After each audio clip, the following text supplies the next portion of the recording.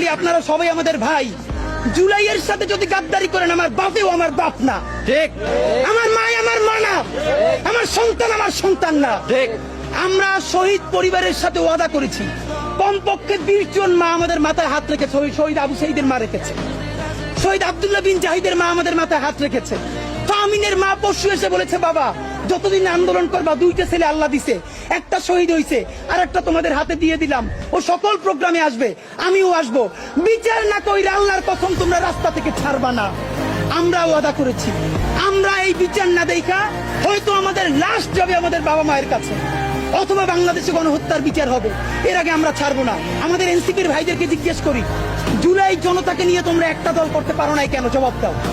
কেন আজকে 2-3টা দল হইতেছে? তোমরা একটা করছো, শুক্রবার আর একটা হবে, পরশু আর একটা হবে, কেন?